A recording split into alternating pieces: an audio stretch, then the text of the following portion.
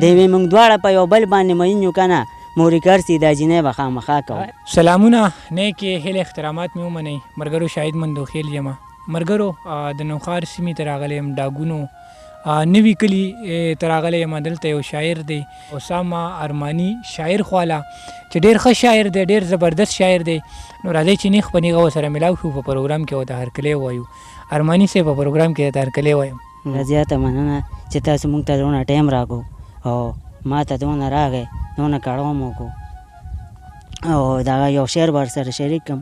وایي ځوانۍ ورځې مې تېرې شوې په غم کې، د ځوانۍ ورځې مې تېرې شوې په غم کې، سستمرګې دسې دې هر قدم کې. ما چې پرېښې وه دنیا د چا دپاره، د وفا کچکول مې مات شو هغه چم کې. لکه څنګه چې نینه سوځي په بټ کې، داسې سوځمه د وخت په جهنم کې. که په خوږ نظر یارو کتلو سام ته، د عادي به یې بدله شي هردم کې. ډېر ښه. ارماني صاحب نور هم راسره شعرونه شریک کړه. بل بار سره یو شریک کړم. وایي بې خونده زندګي وایي خندا ورپکې نه وه، په داسې چا مینم چې وفا ورپکې نه وه. دنیا ډېره ښایسته وه، نعمتونه پکې ډېر وو، خو خوند یې ځکه نه و چې وقع ورپکې نه وه. ګودر ته ډېرې پېغلې وې روانې مازدیګر کې، قسمت ته زما ګوره بس لیلا ورپکې نه وه.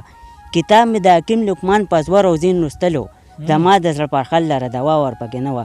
اسامه ارماني د چا دپاره په ځان سختې تېرولې، او بیا هم د مغرور جانان رضا ورپکې نه وه. ډېر ښه ارماني صاحب، زبردست زبردست. نور هم راسره ملګرو ته څه شعرونه شریک کړه. یو بل بل ووایم وایي لګېدلی یم په غشو د بڼو سته، زخمي شوی مې زړګی د په کتو سته. بې له تا نه زه اختر ته اختر نه ویم، اخترونه خو جوړېږي په راتلو سته. خلکو چغ کړی چې راشې لیونی شو، زه چې دې مال تېرېدمه په کوڅو سته. زما زړه کې به ستا مینه کمه نه شي، که څوک وکړي غیبتونه په دلو سته. زه اسامه ارماني درته یو دم ګوته په خوله شم چې مې ولیدل خالونه په ابرو سته. زبردست زبردست ارماني صاحب، زبردست. ښه شعرونه دې وایي، نور هم راسره شریک کړئ. بل به درته ووایم په جدایۍ کې د جانان نن سبا دا کومه، په جدایۍ کې د جانان نن سبا دا کومه، ژوند ته مې ژاړم او مرګ ته مې خندا کومه. ما وی بلا مې نشي کلي کې کو سترګې نشي، د ځان غم نه کوم زه غم مې د لیلا کومه.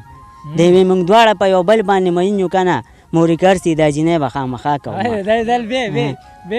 د یوې موږ دواړه په یو بل باندې مین یو که نه مورې کرسي دا جینۍ به خامخا کومه. د ارمانونو په جولۍ کې مې خپل ځان پرېښو، د ارمانونو په جولۍ کې مې خپل ځان پرېښو، والله د ډېرې مجبورۍ نه مې جانان پرېښو. د یارانې د ماتېدو توپۍ دغه وه چې زما په غاړه یې ریښې ریښې ګریوان پرېښو. د یارانې د ماتېدو توپۍ دغه وه چې زما په غاړه یې ریښې ریښې ګریوان پرېښو. هغه په شاړه به څه کوي څنګه به وي، په نیمه لر کې د خپل منزل کاروان پرېښو. زما مذهب راته د قتل اجازت نه کوي، کني قسم که مې رقیب غونته انسان پرېښو. زما مذهب راته د قتل اجازت نه کوي، کني قسم که مې رقیب غونته انسان پرېښو.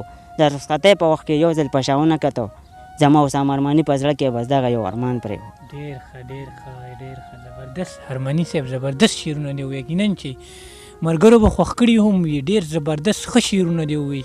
لایک کمنټس مونږ ته په ضرور راکئ، او ما شاهد مندوخیلوال ته راکئ اجازت. ښه د وباد بریالي اوسئ. د لوی الله په امان. وای شاهده مندوخیلوال پتا غزل لیکما، خپل دې راولېږه پردو تصویران مه رالېږه.